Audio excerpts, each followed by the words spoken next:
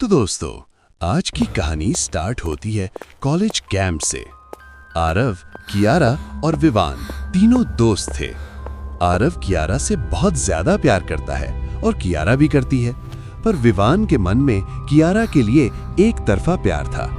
आरव को रास्ते से हटाने के लिए विवान के मन में साजिश चल रही थी, एक ऐसी साजिश जो कियारा और आरव को अलग कर सकती है।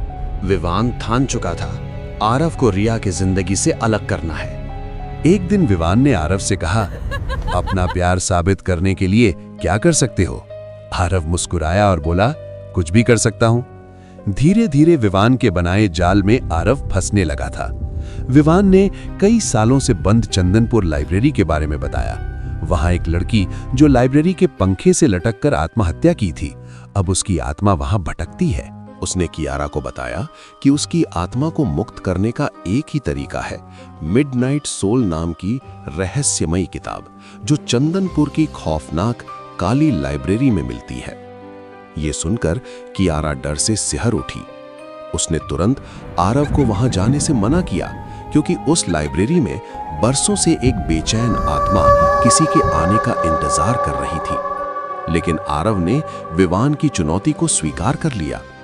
कियारा ने उसे लाख समझाया, रोका, विनती भी की, पर आरव नहीं माना।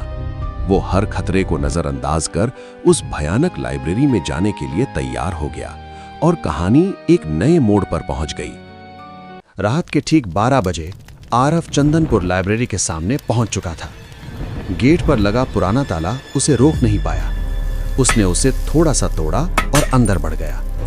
जैसे ही वो करीब आया, भारी लोहे का मुख्य द्वार अपने आप चरमराता हुआ खुल गया, मानो उघे से भीतर बुला रहा हो।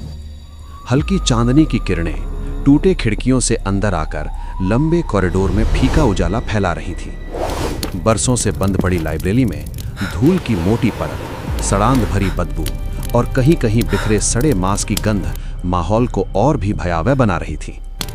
आरव ने इन सबको अनदेखा किया और एक हाथ में जलती हुई मशाल थामकर मिडनाइट सोल किताब की तलाश शुरू कर दी। समय बीतने के साथ साथ डर भी धीरे धीरे गहराने लगा था। तभी अचानक हवा की तेज सरसराहट के बीच एक भयानक आवाज गूंजी, ये किताब मेरी है, कौन है यहाँ? आवाज सुनकर आरव का खून ठंडा पड़ गया। उसका शरीर कांपने लगा।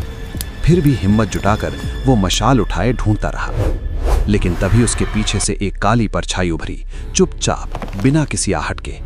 जो भूतनी बरसों से सोई पड़ी थी, वो चुपचाप आरव के पीछे आ पहुंची। लेकिन आरव उससे पूरी तरह अनजान रहा। तभी उसकी नजर अचानक मिडनाइट सोल किताब पर पड़ी। वो अजीब सी ऊर्जा और चमक बिखेर रही थी।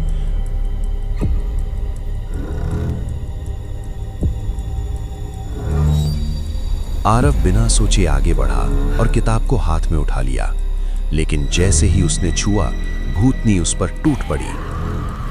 वो उग्र होकर आरव को जोर से उठाकर फेंक देती है और आरव समझ भी नहीं पाता कि उसके साथ क्या हो रहा है। अगले ही पल भूतनी फिर उस पर चढ़कर हमला करती है और आरव खुद को बचाने की पूरी कोशिश करता है कि लंबे नुकीले नाखून और लाल चमकती आंखें डर पैदा कर रही थीं। किसी तरह वो छूटकर भागने लगता है, लेकिन तभी हर दरवाजा अपने आप मोटी जंजीरों से बंद होने लगता है, मानो लाइब्रेरी खुद उसे कैद कर रही हो। और अब आरव को समझ नहीं आता कि वो क्या करे। आरव घबराकर दरवाजे के पास रखी टेबल पर चढ़ गया और तभी उसने देखा कि भूतनी फिर से प्रकट हो गई। इस बार वो चारों हाथ पैरों पर झुककर आगे बढ़ रही थी, मानो उसके अंदर कोई जंगली जानवर समा गया हो। जैसे जैसे वो पास आती, आरव की आंखों में मौत का डर साफ दिखने लगा।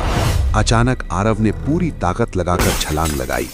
दरवाजा तोड़ते हुए वो लाइब्रेरी के बाहर निकल गया। लाइब्रेरी के बाहर आते ही मिडनाइट सोल किताब चमकने लगी। भूतनी को रस्सी में जकड़ लिया और धीरे धीरे जलकर राख हो गई और गेट के चारों ओर अदृश्य रस्सियों का पहरा बन गया। भूतनी चाहकर भी बाहर नहीं निकल पाई और धीरे धीरे उसका श्राप खत्म होने लगा। आरव थका हुआ एक पत्थर पर बैठ गया और कांपते हाथों से किताब पढ़ने लगा। किताब पढ़ते पढ़ते उसकी आंखों से आंसू बह निकले और वहीं दूसरी तरफ भूतनी आजाद होकर आसमान में विलीन होने लगी। लेकिन खतरा अभी खत्म नहीं हुआ था, क्योंकि कोई दूर से लाल आंखों से सब देख रहा था। उधर कियारा ने आरव को लौटते देखा और दौड़कर उसे गले लगा लिया, और इस भयंकर रात के बाद उनका प्यार और भी गहरा हो गया। तो दोस्तों, अगर आपको हमारा ये वीडियो पसंद आया तो वीडियो को लाइक करें, चैनल को सब्सक्राइब करें और शेयर करें अपने दोस्तों में। और हम मिलते हैं एक नए वीडियो के साथ।